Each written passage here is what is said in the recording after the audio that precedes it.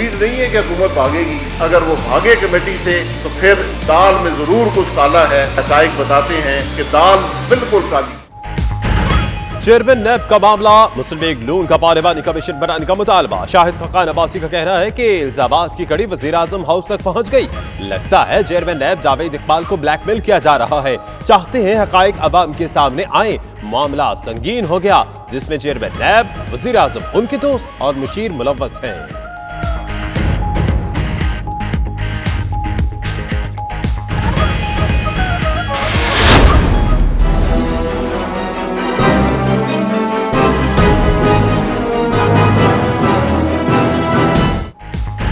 Chairman नैब पर इल्जाम लगाने वाला माफिया बेनकाब तैयबा गुल और फारूक नौल लोगों को ब्लैकमेल करके रकम लूटते। आम शहरी, घरेलू खवातीन और सरकारी अफसरान भी शिकार बने। माफिया ब्लैकमेलिंग से अरबों रुपए हथिया चुका।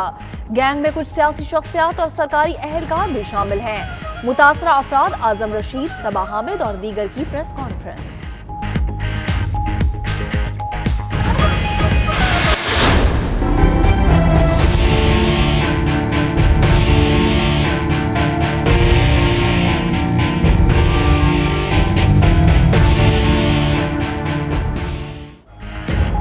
ब्रेक्जिट से पहले ट्रेक्सिट, यूरोपीय यूनियन से निकलने का मामला, बरतानिया के एक और वजीर आजम को ले जुबा। डेविड कैमरून के बाद थेरेसा मे का भी इक़्तिदार छोड़ने का ऐलान। 7 जून को ओहदा छोड़ देंगी। बरतानवी वजीर आजम अवाम से खिताब में आफरीदा हो गई। कहा ब्रेक्जिट डील पर अराकीन पार्लियामेंट को कायल करने में नाकाम नहीं, जिसका अफसोस रहेगा।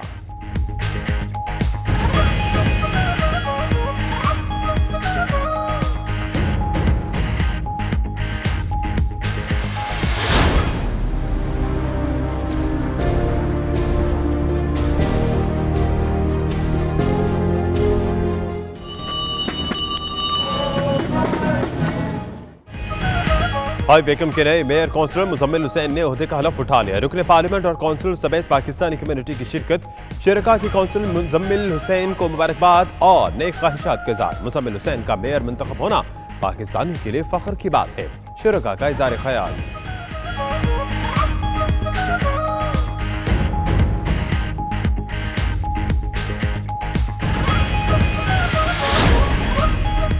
रॉसडेल की मारूफ शख्सियत नौबान तारिक की जानिब से इफ्तार डिनर का एहतमाम। Deputy mayor Rochdale council Asim Rashid और साबिक mayor Rochdale council Mohammad Zaman समेत पाकिस्तानी और कश्मीरी कम्युनिटी की भरपूर शिरकत।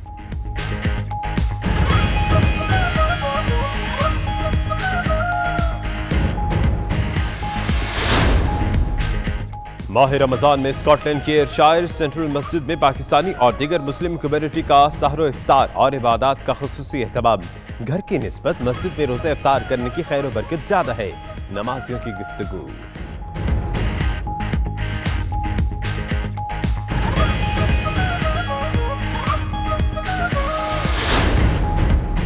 अमरीकी शहर बोस्टन में बैरुल मज़ाहिब आहंगी का बेहतरीन मिसाल और नमूना। चर्च में मुसलमानों और मसीहियों में मिसाली क़ुव्वत और जज्बा इसात। जुमे के रोज़ चर्च अजान की आवाज़ से गूंज उठता है। मुसलमानों की बड़ी तादाद चर्च में नमाज जुमा अदा करती है। चर्च के दरवाजे 20 साल से मुसलमानों के लिए खुले हैं।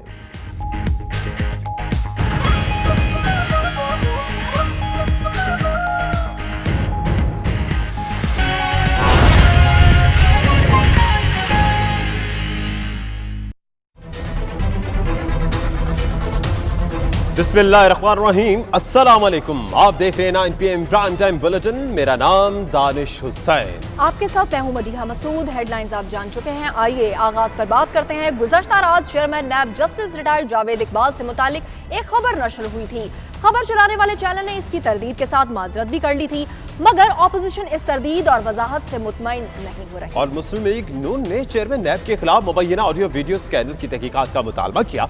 शाहिद खाकान अब्बासी कहते हैं कि लगता है चेयरमैन नैब को ब्लैकमेल किया जा रहा है। पीपल्स पार्टी के एतजाज एहसन बोले कि चेयरमैन नैब को ट्रैप किया गया।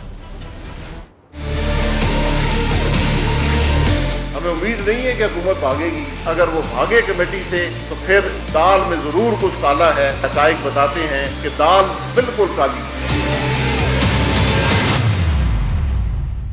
साबिक वजीर आजम शाहिद खाकान अब्बासी ने कहा, हमें नजर आता है चेयरमैन नैब पर दबाव डाला जा रहा है। हकाइक बताते हैं कि दाल में कुछ काला नहीं, पूरी दाल ही काली है। इल्जाम साबित होने तक कोई कसूरवार नहीं होता, लेकिन ये उसूल इमरान खान नहीं मानते। हमें उम्मीद नहीं है कि हुकूमत भागेगी, लेकिन माजी में उनका रिकॉर्ड रहा है, अगर वो भागे कमेटी से तो फिर दाल में जरूर कुछ काला है। आज तक के हकाइक बताते हैं कि दाल बिल्कुल काली है। शाहिद खाकान अब्बासी ने कहा, इंसाफ सबका हक है, हमें इंसाफ नहीं मिला तो क्या हुआ, चेयरमैन नैब को तो मिलना चाहिए। मामले पर पार्लिमानी कमीशन बनाया जाए। हमें तो इंसाफ नहीं मिला, लेकिन हम चाहते हैं कि चेयरमैन नैब को इंसाफ मिले। एक स्पेशल कमेटी तश्कील दी जाए जो इन्वेस्टिगेट करे कि इस सारे मामले में हुआ क्या है। पीपल्स पार्टी ने भी चेयरमैन नैब को मिलने वाली धमकियों की तहकीकात का मुतालबा किया है। एतजाज एहसन का कहना है, चेयरमैन नैब बताएं कौन धमकियां दे रहा है। टेप से चेयरमैन नैब की अखलाकी सूरत हाल काफी मुतासिर हुई। आपको बड़ी धमकियां मिल रही हैं, बड़े धमकाया गया है, आप एक्शन लें जिसने धमकाया है। ये बताने की क्या बात है? सिर्फ टेप के चलने से उनकी पोजीशन, इखलाकी पोजीशन तो बहुत ख़राब हुई है, लेकिन कानूनी पोजीशन वो इसको टेप को कोई साबित करेगा कि ये असली है। चेयरमैन अपने इदारे, उनके पास सारी टेक्नोलॉजी है, सब कुछ है, वो इसको साबित करें। इसका फोरेंसिक होना चाहिए। ऑपोजिशन लीडर शहबाज शरीफ ने चेयरमैन नैब के मामले पर लाताल्लुक रहने का ऐलान किया। ट्विटर पैगाम में कहा, किसी की जाती जिंदगी से कोई लेना देना नहीं, नैब से मुताल्लिक तहफ़्फ़ुज़ात का हर फोरम पर इजहार करते रहेंगे। मज़ीद खबरें एक ब्रेक के बाद। देखते रहिए 92 न्यूज़ UK।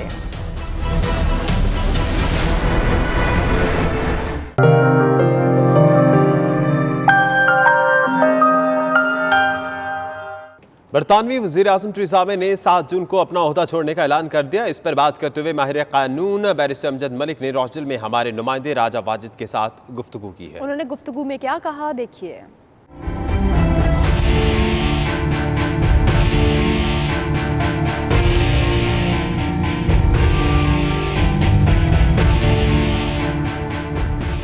बरतानवी वज़ीर आज़म टेरेसा मे ने ब्रेक्जिट मुआहदे में नाकामी के बाद 7 जून तक अपने ओहदे से मुस्ताफी होने का ऐलान किया है। 10 डाउनिंग स्ट्रीट के बाहर खिताब करते हुए उनका कहना था कि ब्रेक्जिट ना होना उनके लिए शदीद पशेमानी की बात है। टेरेसा मे अपने बयान के इख्तिताम पर जज्बाती हो गयी और ये कहते हुए रो पड़ी कि वो इस मुल्क की खिदमत करने पर शुक्रगुजार हैं जिससे वो मोहब्बत करती हैं।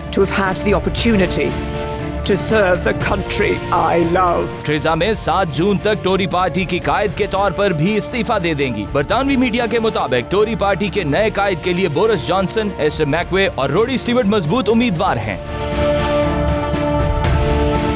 बरतानवी वज़ीर आज़म टेरेसा मे ने नवंबर 2018 में यूरोपीय यूनियन के साथ ब्रेक्जिट मुआहदे पर इत्तफाक कर लिया था, मगर इस मुआहदे को 2 मरतबा बरतानवी पार्लियामेंट में मुस्तरद किया गया। बरतानिया ने 29 मार्च को यूरोपीय यूनियन से अलहदगी इख्तियार करना थी, लेकिन टेरेसा मे ने ये जानते हुए मुख्तसर तौसीह पर इत्तफाक किया कि पार्लियामेंट डेडलाइन तक मुआहदे पर रजामंद नहीं होगी। बरतानवी ऑपोजिशन लीडर जेरेमी कॉर्बिन का कहना है कि टेरेसा मे को बतौर वजीर आजम इस्तीफा देने का हक है और वो समझते हैं कि वो किस दबाव से गुजर रही थी, लेकिन उनकी जगह कंजर्वेटिव पार्टी का जो भी लीडर आए उसे नए इलेक्शन का ऐलान करना चाहिए। टेरेसा मे 7 जून तक बरतानवी वजीर आजम के तौर पर फराइज अंजाम देती रहेंगी। इस दौरान वो अमरीकी सदर डोनाल्ड ट्रंप से मुज़ाकरात में बरतानिया की नुमाइंदगी करेंगी। अमरीकी सदर 3 जून को सरकारी दौरे पर लंदन पहुंच रहे हैं। कई माह से जारी सियासी तनाव बिलाखिर बरतानवी वज़ीर-ए-आज़म को ले डूबा है। टेरेसा मे के इस्तीफा पर बरतानवी सियासत में भूंचाल आ गया। आइंदा हालात क्या रुख इख्तियार करेंगे, इस हवाले से ओवरसीज पाकिस्तानी ने मुख्तलिफ ख्यालात का इजहार किया। आइए देखते हैं। ये mother Teresa, she is a very brave woman, जो इसने इतने मुश्किलात हालात को कंट्रोल किया। इसके जाने के बाद जो दूसरा भी आएगा वो ये प्रॉब्लम नहीं सॉल्व कर सकता, क्योंकि ये ब्रेक्सिट को इन्होंने बहुत मुश्किल बना दिया है। तकरीबन 3 साल से ये कोशिश कर रही थी कि मामला हल करते ब्रेक्सिट का, लेकिन उनसे हल नहीं हो सका। तो उन्होंने अच्छा फैसला किया है कि वो रिज़ाइन करके घर चली गई हैं। अब जो नया प्राइम मिनिस्टर आएगा वो होपफुली इस मामले को अच्छे तरीके से डील करेगा और इसको हल करेगा। Let's see, lots of people was hoping कि Theresa May रिज़ाइन कर दे। So जो चाहते थे लोग कि रिज़ाइन करे, वो तो आज लोग बहुत खुश हो गए कि Theresa May ने रिज़ाइन कर दिया। जो लोग नहीं चाहते थे, obviously they know better way why she don't want to and why she did. So let's see, hope whatever happen for the good. आज थेरेसा मे की रिज़ाइनेशन के बारे में ख़बर सुनी तो बहुत खुशी हुई है। इसको बहुत पहले रिज़ाइन कर देना चाहिए, लेकिन चलो खैर अभी कर दिया और वी होप कि अभी कोई और ऐसा बंदा है यूके के लिए कि वो ब्रेक्जिट के मसले को बहुत अच्छी तरीके से हल करे। ये बहुत अच्छा हुआ है कि थेरेसा मे ने रिज़ाइन कर दिया। तो काफ़ी देर से ये कोशिश कर रही थी कि इस मसले को हल करने की, लेकिन ये बुरी तरह नाकाम हो गई हैं। तो मेरा ख्याल है कि अब जो नया प्राइम मिनिस्टर आएगा उससे जो है ना यहाँ की कम्युनिटी को अपने मसाइल हल करने में काफ़ी मदद मिलेगी। यूके के हालात के ऊपर आजकल जो थेरेसा मे ने जो इंटरव्यू दिया है, जो स्टेटमेंट दी है, उसके जाने के बाद हालात और ज़्यादा ख़राब होंगे। लेकिन हो सकता है जो नया आने वाला प्राइम मिनिस्टर है, आई होप कि वो इसके बारे में सोचे और मुल्क के बारे में कोई अच्छी पॉलिसी लेके आए जिससे बरतानिया में लोगों को रिलीफ मिले और वो शायद ब्रेक्सिट का भी जो फैसला है उसके ऊपर डील करके जो कैबिनेट में ये जो कुछ भी कानून लाएं वो कौम के लिए अच्छा साबित हो। रॉसडेल की मारूफ कारोबारी, सियासी, समाजी शख्सियत नौमान तारिक ने पाकिस्तानी और कश्मीरी कम्युनिटी के एजाज़ में इफ्तार डिनर का अहतमाम किया, जिसके मेहमान खुसूसी deputy mayor Rochdale council Asim Rashid थे। देखते हैं राजा फाजिद की रिपोर्ट में। रॉसडेल की मारूफ कारोबारी, सियासी और समाजी शख्सियत नौमान तारिक ने पाकिस्तानी और कश्मीरी कम्युनिटी के एजाज़ में इफ्तार डिनर का एहतमाम किया। इफ्तार डिनर में साबिक मेयर रॉसडेल काउंसलर मोहम्मद जमान, साबिक mayor Oldham councillor Javed Iqbal समेत बड़ी तादाद में पाकिस्तानी और कश्मीरी कम्युनिटी शरीक हुई। इफ्तार डिनर तकरीब का आगाज तिलावत कलाम पाक और नाते रसूल मकबूल सल्लल्लाहु अलैहि वसल्लम से किया गया।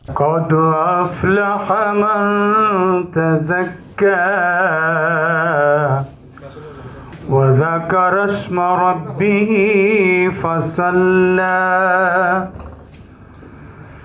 बल तुअ्सिरूनल हयातद दुनिया। दरबार मुस्तफ़ा में मेरा सलाम कहना, मोहम्मद जो रो कर दुआ मांगते हैं, खुदा से खुदा जाने क्या मांगते हैं। मीडिया से गुफ्तगू में deputy mayor रॉसडेल councillor Asim Rashid और दीगर शुरका ने मेज़बान नौमान तारिक का शुक्रिया अदा किया। ये जो इफ्तारी का एहतमाम होता है, इसमें एक तो अल्लाह की खुशनुदी हासिल होती है और दूसरा ये कि आपस में मिल बैठने का मौका मिलता है।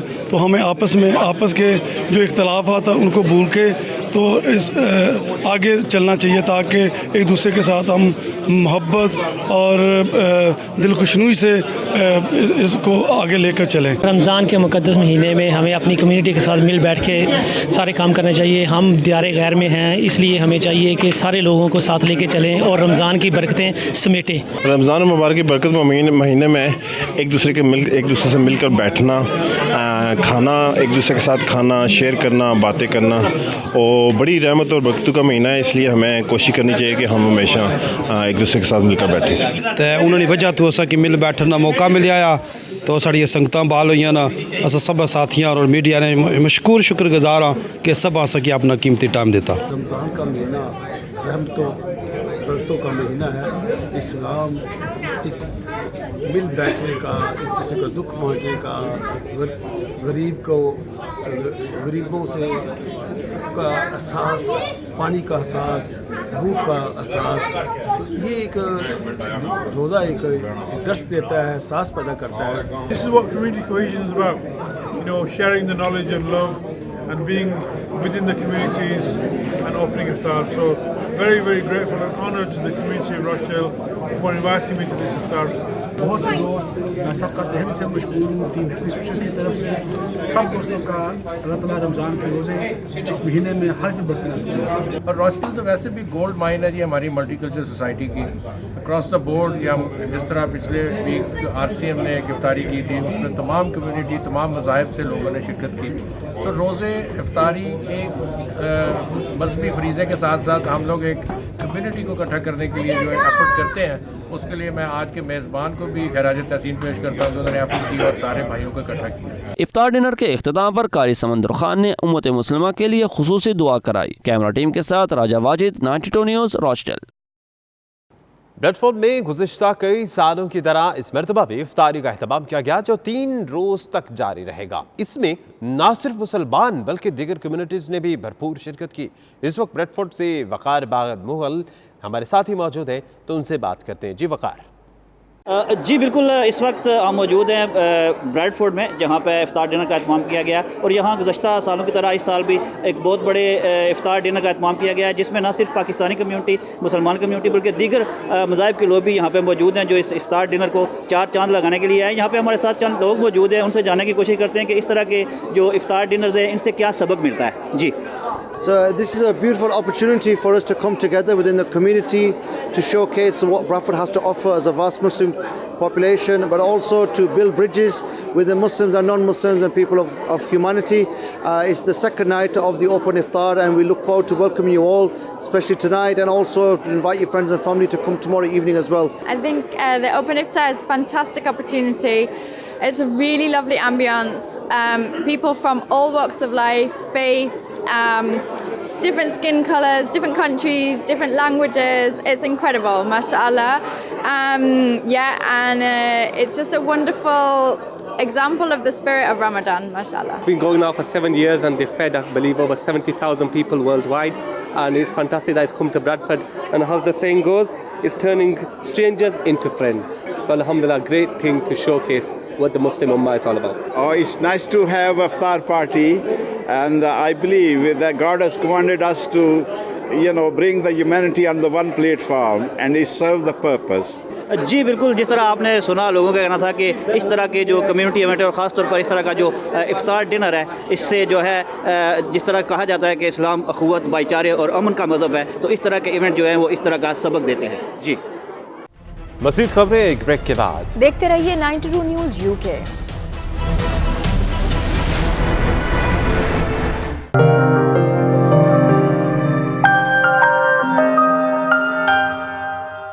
हाई वेकम के नए मेयर काउंसलर मुजम्मिल हुसैन ने अपने ओहदे का हलफ उठा लिया।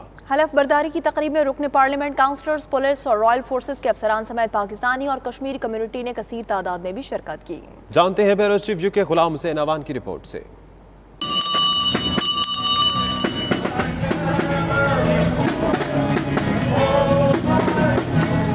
नौ मुंतखब मेयर मुजम्मिल हुसैन को हाई वैकम टाउन की रवायात के मुताबिक बैंड बाजे के साथ टाउन सेंटर लाकर वजन किया गया।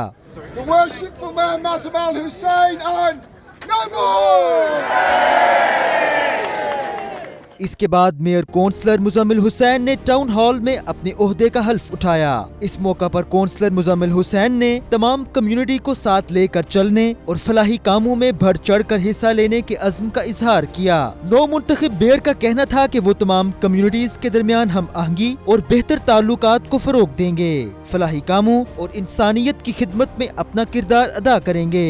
नौ मुंतखब मेयर की तकरीब में साबका मेयर्स और रॉयल फोर्स के अफसरान का कहना था कि काउंसलर मुजम्मिल हुसैन का मेयर मुंतखब होना पाकिस्तानियों के लिए खुशी और फख्र की बात है।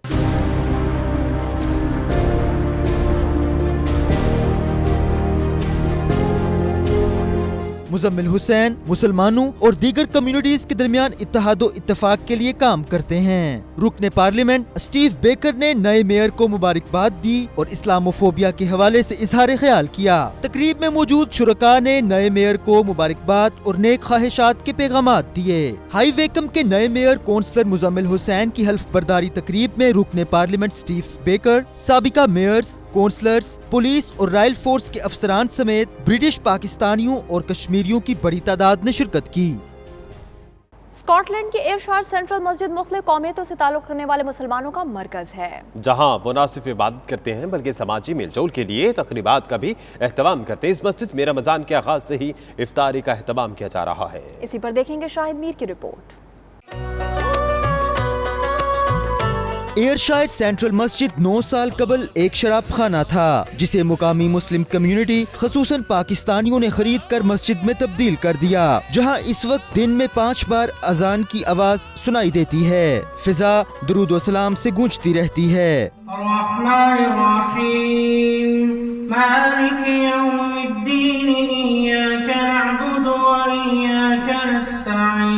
मस्जिद में न सिर्फ पाकिस्तानी बल्कि दीगर मुस्लिम ममालिक के मुसलमान भी इबादत के लिए आते हैं। माह रमजान का आगाज होते ही इस मस्जिद में रश बढ़ गया।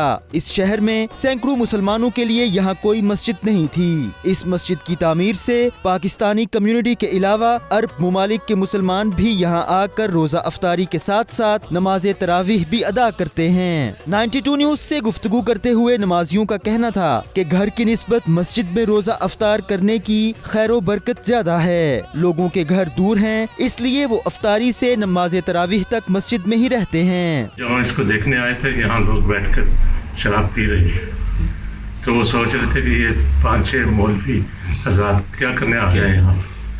अल्हम्दुलिल्लाह फिर हमने इस मस्जिद को खरीद कर, पब को खरीद कर इसके मस्जिद बनाई और हर साल यहाँ पर तरावीह होती है, अफ्तारी होती है। अल्हम्दुलिल्लाह काफ़ी लोग इकट्ठे होते हैं। इकट्ठे होकर रमज़ान की एक मकसद है, जिस मकसद के लिए यहाँ इकट्ठे होते हैं। इफ्तारी में पैसे भी बरकत, लोगों को आते हैं, नमाज पढ़ते हैं, फिर यहाँ पर तराबीह भी अदा करते हैं। Actually, you know, we like to gather ourselves together here, so we do iftari every night, you know. And we try to call people to come here and to join us, you know, so we can see each other here, we can reach each other here. मसाजिद में England में जो मुझे देखने में मौका मिला है कि अक्सर मसाजिद के अंदर वो इफ्तारी में बड़ी वो गर्मा गर्मी, जोशो खरोश, उनके अंदर एक आपस में मोहब्बत की फ़ज़ा वो नज़र आ रही होती है, जिससे आपस में एक दूसरे का हाल अहवाल का भी पता चलता है और नमाज भी वो बाजमात अदा कर सकते हैं। क्योंकि फिर मगरब और इशा की नमाज के बाद टाइम भी बहुत थोड़ा होता है, तो लोग इसी को ज़्यादा तरजीह देते हैं कि वो मस्जिद में अफ्तारी करें और फिर उसके साथ वो नमाज तरावीह में वो शिरकत कर सकें। तमाम मुसलमान जो मिलकर मस्जिद में इफ्तार करते हैं, फिर मस्जिद में यही नमाज बाजमात पढ़ने का एक सबक मिलता है। उसमें यही सबक है कि मिलजुल कर रहें, मिलजुल करके अफ्तार करें, और ये अल्लाह का अहकाम है।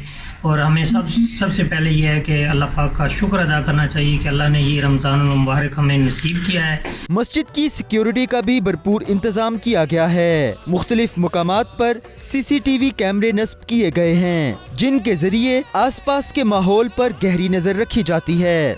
ये जो जगह जहाँ पर मैं खड़ा हूँ, एयरशायर सेंटर मॉस में, ये एक पब था। पब को खरीद के लोकल कम्युनिटी ने इसे मस्जिद में तब्दील किया, और आज मुसलमान और खुसूसन जो पाकिस्तान के अलावा दूसरे ममालिक के लोग हैं, वो भी यहाँ आके अफ्तारी करते हैं और बाद जमात नमाज अदा करते हैं। Shahid Mir, 92 news, Glasgow, Scotland. America के तारीखी शहर बोस्टन में चर्च इंतजामिया ने मुसलमानों के लिए अपने चर्च के दरवाजे 20 साल से खोल रखे हैं, जहाँ मुसलमानों और मसीहियों में मिसाली अखुवत और जज्बा इसार देखने को मिलता है। ये चर्च जुमे के रोज़ आज़ान की आवाज़ से गूंज उठता है और यहाँ बसने वाले मुसलमानों की एक बड़ी तादाद चर्च में नमाज जुमा की अदायगी के लिए जमा होती है। खुरम शहजाद की रिपोर्ट में देखिए।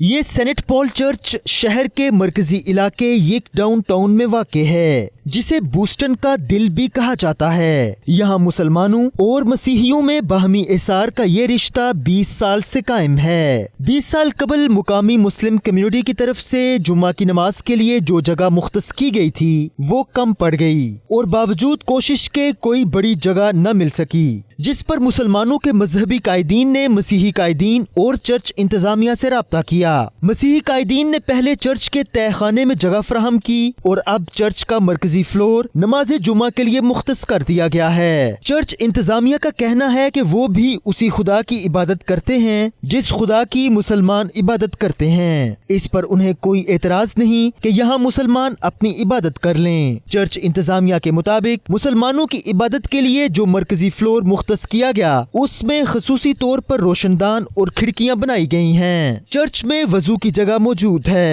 जुमा के रोज नमाज जुमा की अदायगी के लिए चर्च खाली कर दिया जाता है। दूसरी तरफ चर्च की तरफ से मजहबी रवादारी और हुस्ने सलूक के जवाब में यहाँ नमाज अदा करने वाले मुसलमान सैकड़ों बेघर अमरीकियों को हर साल मुफ्त खाना तकसीम करते हैं। दुबई में world record holder his excellency Suhail Mohammed की जानिब से उनकी रिहाइशगाह पर सहूर का एहतमाम किया गया। सहूर में पाकिस्तानी और बिजनेस कम्युनिटी समेत दीगर कम्युनिटी सरकर्दा शख्सियात और कारोबारी अफराद ने भरपूर शिरकत की। इस पुरतकल्लुफ इफ्तार डिनर का अहवाल जानते हैं सैयद मुदस्सिर खुशनूद की रिपोर्ट से।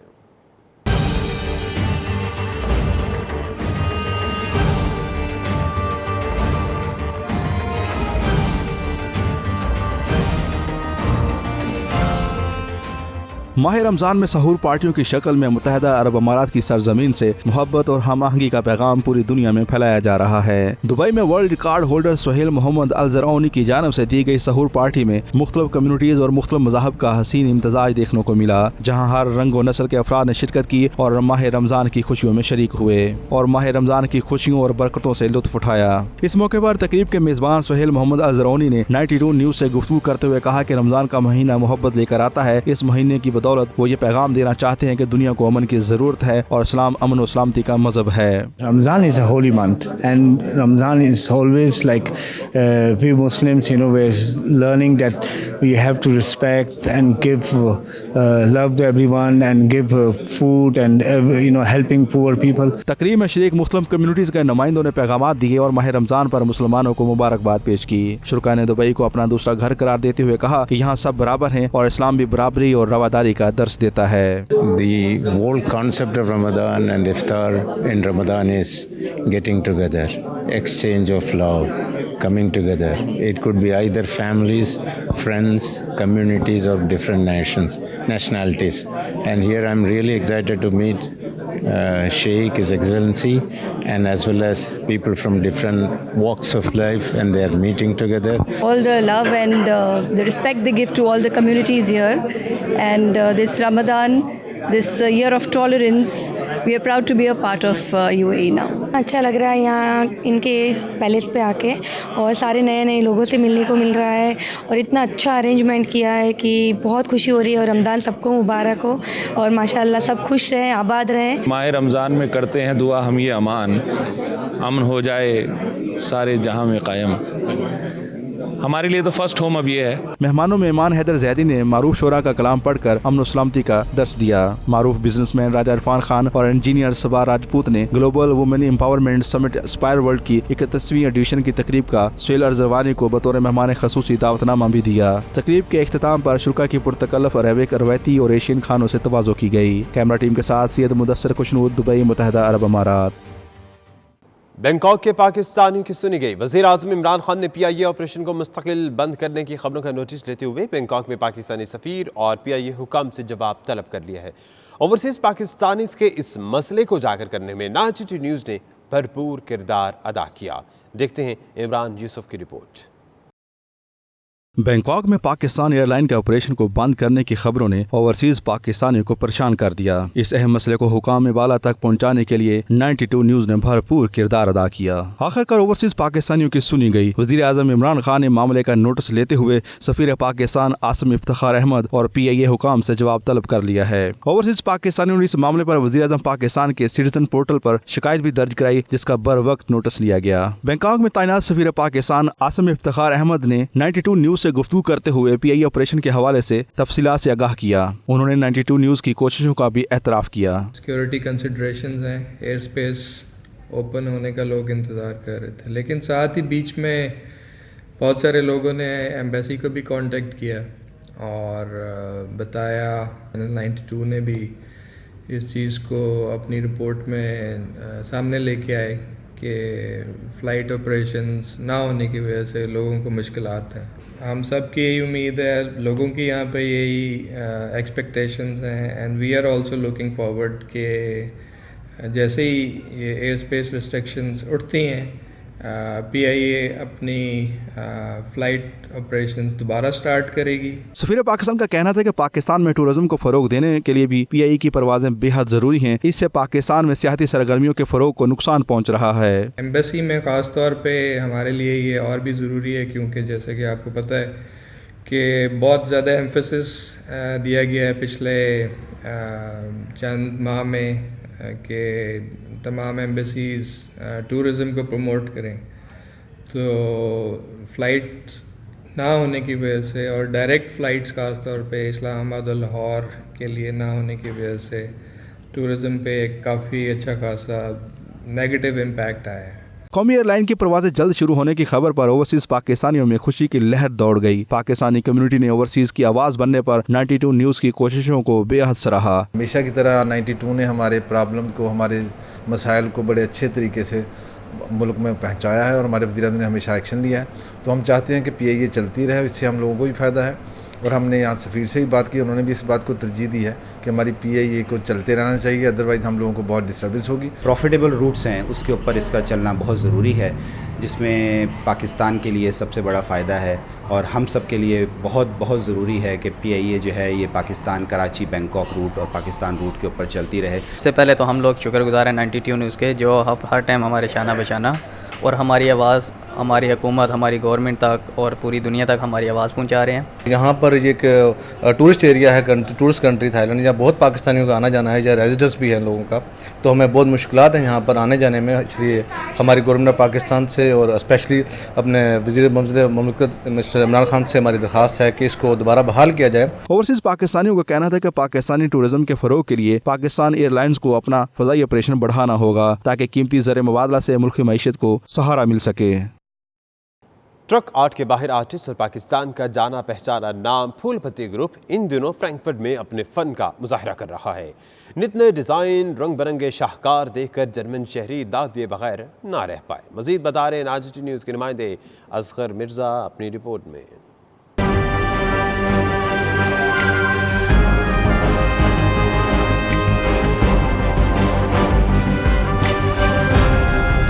पाकिस्तानी ट्रकों पर नफीस और इंतहाई दीदाज़ेब फूल, इस्लामी तर्ज की मुसव्विरी, फनकारों, सियासतदानों या फिर जानवरों की तस्वीर और हिमालय के पहाड़ी सिलसिलों की इंतहाई खूबसूरत मुसव्विरी देखने को मिलती है। अब ये मुसव्विरी ट्रकों से निकलकर गाड़ियों, घरों और दीवारों पर भी नजर आती है। पाकिस्तानी ट्रक आर्ट का जाना पहचाना नाम फूलपत्ती ग्रुप पिछले कई सालों की तरह इस साल भी यूरोप के दौरे पर है। Consulate general of Pakistan Frankfurt पहुंचने पर head of chancery Shoaib Mansoor ने फूलपत्ती ग्रुप को खुशामदीद कहा। शुएब मंसूर ने पाकिस्तान के इस खूबसूरत आर्ट को दुनिया भर में मुतारिफ करवाने पर उनकी काविशों को सराहा और उन्हें कौंसल खाने की जानिब से हर मुमकिन ताउन और मदद की यकीन दहानी कराई। फ्रैंकफर्ट में ये फूलपत्ती वालों को इनवाइट किया है ताकि हमारा ट्रक आर्ट जो पूरे दुनिया में मशहूर है, हम यहाँ पे इसकी रिप्रेजेंटेशन दें।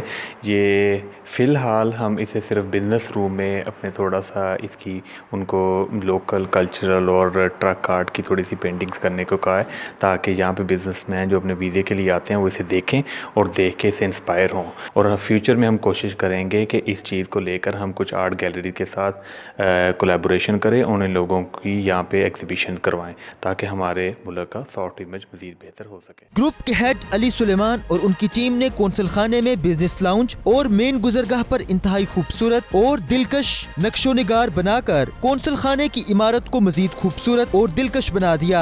इस नक्शो निगार से कौंसल खाने की इमारत पहले से ज्यादा जाज़िब नजर दिखाई दे रही है। जब हम स्पेन से आए थे तो वहाँ से उन्हें हम एक दो हमने काम किए और वहाँ से अब हम इधर आए हैं फ्रैंकफर्ट में।